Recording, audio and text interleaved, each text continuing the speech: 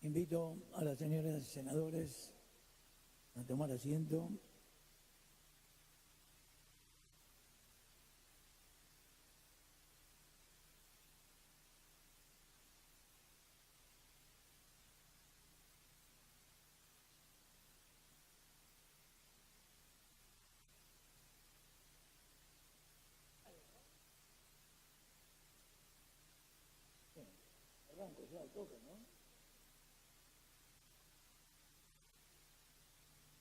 Muchas gracias.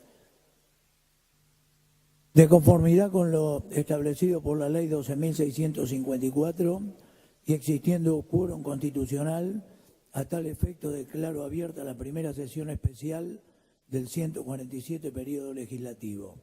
Invito a los senadores Susbieles y Tapia a izar la bandera nacional y la bandera provincial respectivamente, y a los señores senadores, funcionarios y público presente ponerse de pie.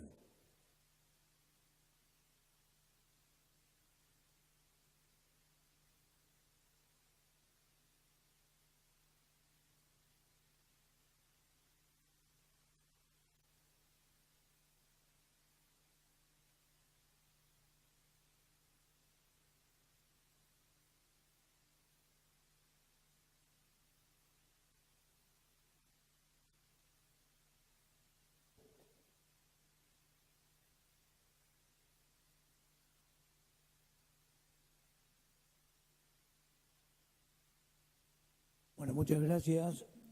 Conforme al motivo de la convocatoria para la presente sesión, tiene la palabra el señor senador Sos.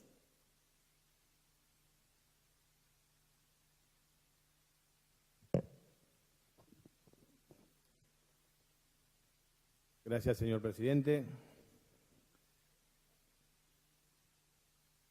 Es para recordar que este 24 de marzo se cumplen 43 años del golpe de Estado cívico-militar. Durante 7 años, desde 1976 y hasta 1983, bajo la dictadura de las Fuerzas Armadas, se cometieron violaciones a los derechos humanos, crímenes de lesa humanidad y terrorismo de Estado, que funcionó como la columna vertebral de todo el aparato dispuesto a perseguir y desaparecer a quienes se atrevían a pensar diferente. Hoy queremos recordar a los 30.000 compañeros detenidos desaparecidos, aquellos jóvenes que soñaron con construir una patria más justa para todos nosotros.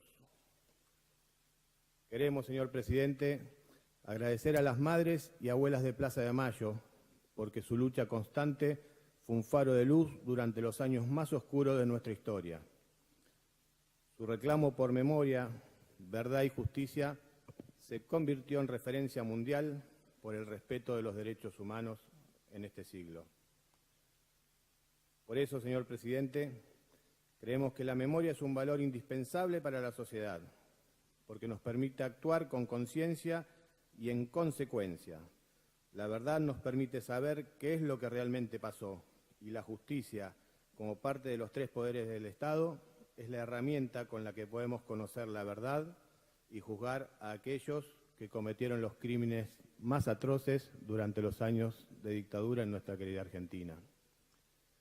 Sabemos que en Latinoamérica y en el mundo hay un avance notorio de partidos políticos que predican la xenofobia, el odio y la persecución a quienes piensan distinto. Sin ir más lejos, en nuestro país, en estos últimos años, comenzaron a salir a la luz discursos que ponen en duda la cantidad de desaparecidos que tuvo la dictadura y la idea de que no existió el terrorismo de Estado, sino de que fue una guerra, alimentando la ridícula teoría de los 2 demonios. Sabemos que no fue una guerra, no hubo 2 bandos. Fue un genocidio perpetrado por Fuerzas Armadas. Fue terrorismo de Estado. Hoy más que nunca tenemos que tener presente a dónde no queremos volver. Ya bastantes problemas tenemos en nuestra patria. No seamos la generación política que no pudo evitar un retroceso en materia de derechos humanos. Esto tiene que ser la bandera de todos los partidos políticos y tiene que ser política de Estado para que el pueblo conozca su historia y no vuelva atrás nunca más. Creemos que la decisión que tomó Néstor Kirchner de derogar las leyes de obediencia de vida y punto final era una deuda que tenía la democracia con toda la sociedad y con los 30.000 compañeros desaparecidos. Es importante continuar este camino, reconocer los sitios en donde funcionaron los centros clandestinos de detención, en donde se torturaban y asesinaban compañeros, y recuperarlos como sitios de la memoria. Debemos seguir apoyando a las abuelas de Plaza de Mayo en su búsqueda incansable de los nietos que fueran secuestrados. Razón suficiente para esto son los 128 compatriotas que pudieron recuperar su identidad robada y alcanzar el derecho humano básico, que es conocer la identidad para elegir y tener libertad. Tenemos que seguir mostrándole a la sociedad lo que fue parte de nuestra historia, que se conozca que en la Argentina hubo una etapa oscura de crímenes de lesa humanidad y de terrorismo de Estado, que no tiene que volver nunca más. Por todo esto, señor presidente, el 24 de marzo, Día Nacional de la Memoria, de la Verdad y la Justicia, vamos a marchar recordando a nuestros 30.000 compañeros detenidos desaparecidos. Vamos a seguir acompañando a nuestras madres y abuelas de Plaza de Mayo y vamos a demostrar la unidad que nos está pidiendo la sociedad para enfrentar el ajuste y la persecución a los que piensan distinto. Pero quiero recordar también, señor presidente, que el genocidio del que hablamos fue acompañado por un plan de ajuste aconsejado por el Fondo Monetario Internacional, quien ordenó liberar precios, devaluar el peso, congelar salarios y disminuir el déficit fiscal. Perdón, señor presidente, recuerdo que estoy hablando del año 1976, para que no haya confusiones. Las consecuencias fueron que en el primer semestre de 1976 los precios al consumidor aumentaron 87,5%, garantizando la tasa de ganancia de los sectores dominantes. Para disminuir el déficit fiscal se redujeron los sueldos, se despidió personal estatal, se aumentaron los impuestos al consumo y las tarifas de las empresas de servicios se dispararon por las nubes. La pérdida del poder adquisitivo del salario real fue de más del 40%, lo que implicó una transferencia de ingresos de los asalariados al sector privado del 17% del Producto Bruto Interno. Mientras se destruía la matriz productiva de la Argentina, los medios de comunicación intentaban que nos caiga simpático aquel hombre de orejas largas y exageradas que protegía los negocios de unos pocos en la Argentina. Y permítame, señor presidente, hacer una reflexión extra,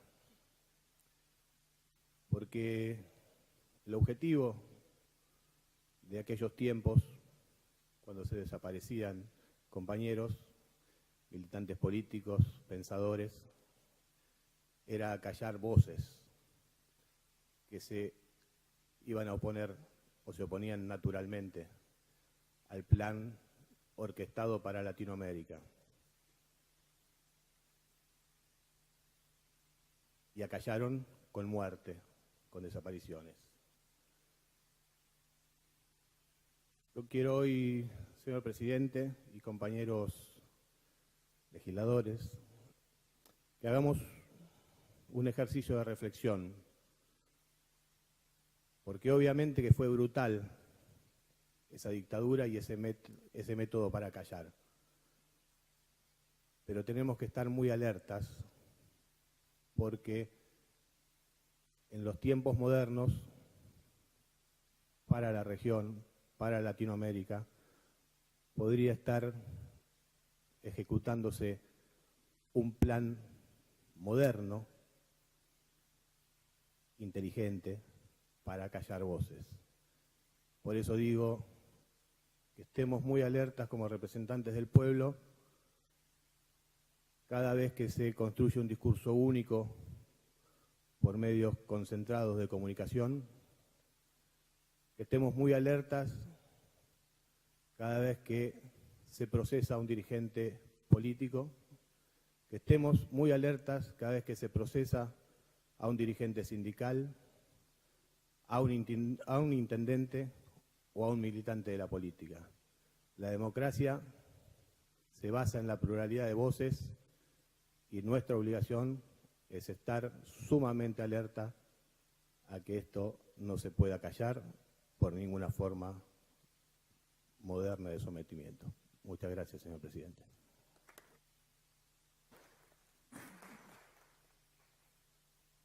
Muchas gracias, señor senador. Tiene la palabra el senador Pallares. Gracias, señor presidente.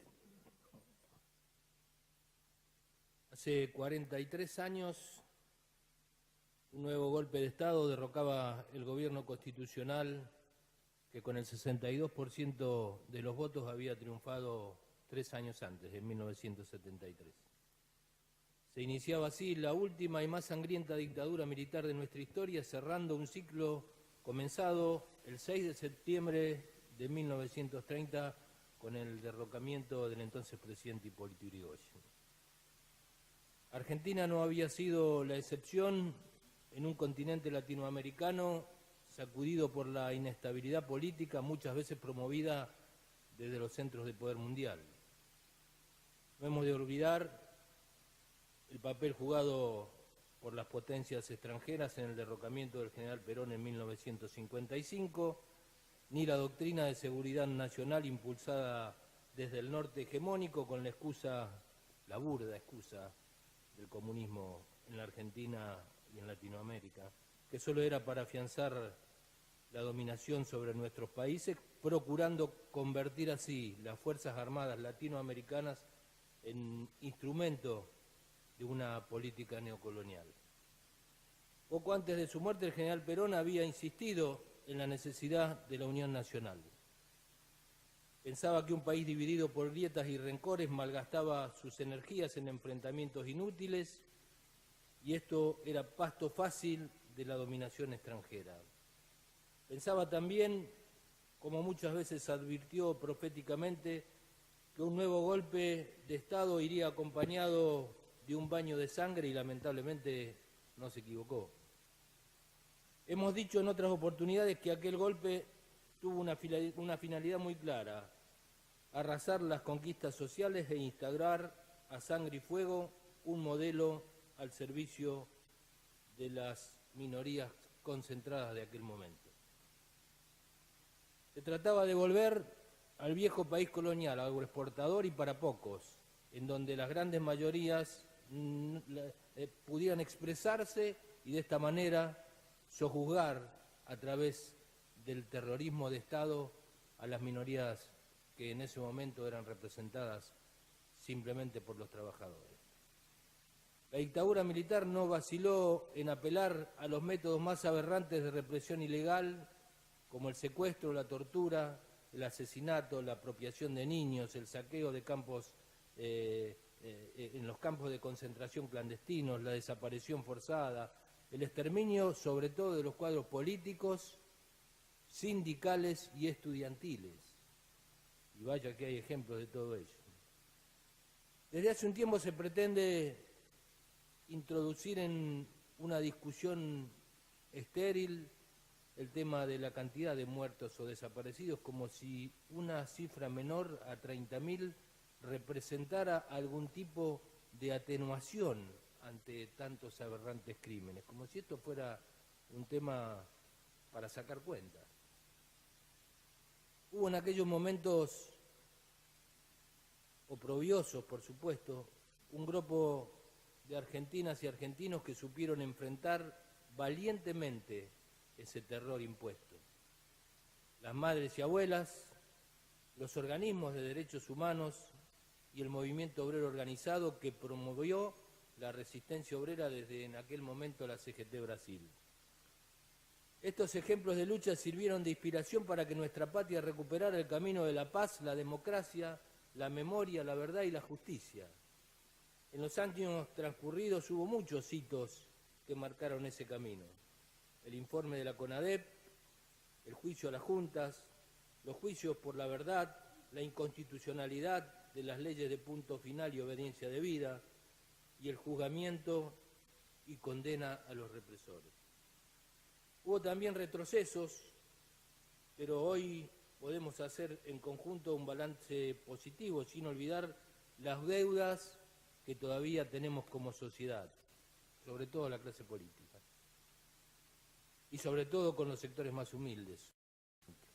Uno de los principales frutos de estos años ha sido la afianzada convicción de que nuestra sociedad no puede funcionar sin respetar las instituciones democráticas y el Estado de Derecho. Los derechos humanos hoy constituyen para la inmensa mayoría de los argentinos un valor compartido. Persisten deudas, sí, en materia de justicia social, de defensa y protección de los más débiles, de la lucha contra la pobreza, la erradicación de la violencia de género, la definitiva eliminación de la violencia institucional y la superación de odios fomentados por cálculos mezquinos para dividir a nuestro pueblo en grietas que no existen. Pero se trata de deudas que, si lo comprendemos, señor presidente, deben ser y serán saldadas en democracia. Por ello, compañeros legisladores, amigos, colegas, desde estas bancas, hoy, como siempre, como cada año en estas fechas, repitamos todos juntos y con más fuerza que nunca, el desde siempre dicho nunca más. Gracias.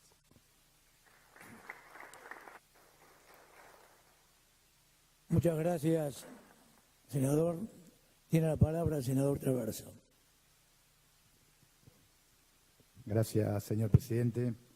Estaba escuchando atentamente a los senadores preopinantes y quiero agregar algo, me parece que fueron muy claros y muy contundentes de qué pasó a partir de ese 24 de marzo, ¿no? A mí siempre me gusta, yo tendría que haber estudiado historia, porque me gusta contextualizar el contexto histórico internacional y nacional. Soy farmacéutico, así que me tuve que estudiar historia aparte después. Y digo, entender el 24 de marzo de 1976 en un mundo cruzado por la disputa este-oeste, ¿no? Los dos grandes conglomerados de poder internacional, Occidente, hegemonizado por Estados Unidos de Norteamérica, y lo que en ese momento era la Unión Soviética, generaba un conflicto y tensiones en todas partes del mundo. A eso había que agregarle la creciente lucha en todos los países de organizaciones de jóvenes revolucionarios, de lucha del movimiento obrero, de lucha de innumerables grupos de militantes políticos. El Mayo francés, la derrota de Estados Unidos en Vietnam y todo lo que ocurría en ese momento generaba un contexto especial en el cual los Estados Unidos tuvieron una gran derrota militar y política en Vietnam y de alguna forma empezaron a reconfigurar el mundo que venía y que iban a hacer fundamentalmente con América Latina. Por eso entendemos que la crisis desarrollada en el capitalismo central en ese momento, que vivía una de las peores recesiones, producto de la inflación, producto de la recesión económica generada por la crisis del petróleo, aquella crisis en la cual los países petroleros se carterizaron y multiplicaron el precio del barril por 4, había que dar una reconfiguración del modelo capitalista a nivel internacional y empezaron a desarrollar distintas acciones fundamentalmente en el marco de América Latina que tendían a construir un nuevo modelo económico y social que era el neoliberalismo o el modelo de financiarización de la economía. Por eso, este contexto que quiero remarcar tuvo una crisis enorme en Estados Unidos que desembocó en la renuncia de su presidente, Nixon, casualmente por un caso de espionaje de partidos políticos. Miren qué casualidad, ¿no? Esto hace 45 años.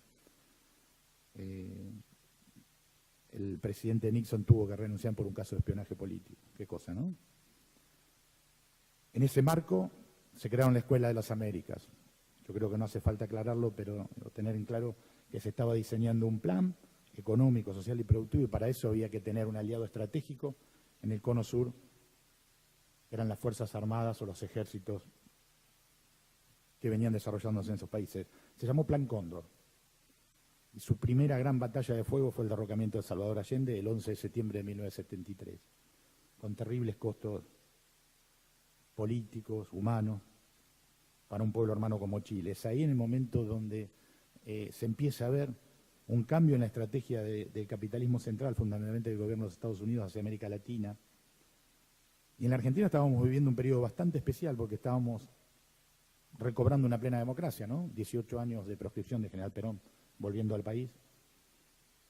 Un país que se caracterizaba por ser un país industrial, un país con alta inclusión social, con una clase media potente, donde se podía insertar en el contexto de las naciones desde otro perfil, no solo el perfil agroexportador. Y es ahí donde entra a jugar fuertemente el concepto de división internacional del trabajo. A la Argentina y a los países de América solo le corresponde en ese marco económico la producción de materias primas y la exportación de materias primas, fundamentalmente en esa etapa de materias primas de origen agropecuario. Hoy podemos sumarle la minería y el petróleo. Ese es el modelo que se vino a instaurar. Y a veces cuando uno recordamos el 24 de marzo, recordamos la sangre derramada, la cantidad de muertos, la cantidad de torturados, la cantidad de presos, la cantidad de exiliados. Es tremendo y se habla de un genocidio pocas veces visto en el mundo. Pero a mí también me interesa rescatar por qué se dio el golpe y cuáles fueron las causas que llevaron a matar tanta gente, ¿no? La Argentina había alcanzado un nivel de organización popular y de resistencia a cualquier tipo de quita de derechos que para implementar un modelo tan atroz en lo económico y en lo social, había que vencer cualquier tipo de resistencia política, social, sindical que pueda existir. Por eso esto fue un plan absolutamente sistemático de tortura, desaparición y persecución política a quien se oponía a esto. Digo esto porque hay una parte de la historia que dice que como los peronistas se peleaban entre peronistas, tuvieron que venir los militares a poner orden, ¿no? No desconocemos nuestras internas y nuestros problemas, pero digo, contextualizar por qué vino el golpe en la Argentina, me parece que hace falta recordar esto. El golpe está muy bien caracterizado como golpe cívico-militar. Algunos incluyen también la palabra eclesiástico, digo que también da para discutir. Digo, pero fundamentalmente cívico, porque en realidad los militares fueron simplemente el brazo ejecutor de una política, pero eran los dueños de la Argentina, aquellos que todavía hoy siguen teniendo enormes influencias en las decisiones en materia de política económica en la Argentina, los que orquestaron el golpe. Si no, veamos cuántas de estas muertes y torturas fueron encargadas por empresarios. Hablo de Loma Negra, hablo de Fiat, hablo de Ford, hablo de Ingenio Ledesma. Claramente comprobado en los juicios de la verdad, que fueron encargados por sus propios patrones, ¿no? Esto da clara cuenta de lo que era un golpe cívico, militar, porque era el brazo armado, el brazo ejecutor de esa política. Pero como todo, los argentinos nos supimos recuperar. Tuvimos que ver mucha sangre derramada, mucha lucha, mucha pelea, 30.000 compañeras detenidos desaparecidos, la inmensa y la gigante pelea que dieron las madres, las abuelas de Plaza de Mayo, ¿no? Esa resistencia enorme que impuso el movimiento obrero organizado a partir del año 79 con paros, movilizaciones, que también tuvo su represión. Pero fundamentalmente el quiebre final lo puso la sangre de los pibes de Malvinas. Ese error político y estratégico de la dictadura que se veía caer políticamente y ese manotazo de ahogado que fue la invasión de Malvinas para poder perpetuarse en el poder, nos costó muchísimas vidas, muchísima sangre. Y también son parte de la recuperación de la democracia. Por eso, señor presidente, hoy estamos viviendo una situación límite. Estamos al límite del Estado de Derecho. Hoy no tenemos tanques, no tenemos armas que nos persigan o nos quieran matar, pero tenemos un aparato político, judicial y mediático que siempre roza el límite del Estado de Derecho, muchas veces traspasándolo, y es el terrible problema que estamos viviendo en este momento, la persecución política que hay hacia los dirigentes opositores que tuvieron responsabilidades en el gobierno anterior es atroz. Hoy en la Argentina hay persecución política, hay operaciones de los servicios de inteligencia basados fundamentalmente en perseguir y hacer operaciones sobre dirigentes opositores. No hace falta que lo puntualice porque lo vemos todos los días, pero sí quiero aprovechar esta oportunidad para decir que en la Argentina hay presos políticos. Los más conocidos, Fernando Esteche, Julio De Vido, Amado Vudú, Nelson Periotti, Roberto Barata, y muchos compañeros más que están privados de la libertad sin las garantías necesarias del proceso, y esto es un avasallamiento del Estado de Derecho. Por eso, nunca más un golpe cívico-militar, pero también nunca más presos políticos en la Argentina. Muchas gracias. Gracias, senador. Senadora del Monte, tiene la palabra. Muchas gracias, señor presidente. En solamente 3 días se cumplen 43 años del inicio de un periodo que, sin lugar a dudas, fue el más oscuro que vivimos los argentinos. Fueron 7 años de terrorismo de Estado, instaurado por primera vez por las 3 Fuerzas Armadas, Ejército, Marina y Fuerza Aérea, que actuaron en conjunto, desatando una feroz represión, censura y violación sistemática de los derechos humanos. Bajo el pretexto de la lucha contra la subversión, buscaban disciplinar a la sociedad a sangre y fuego.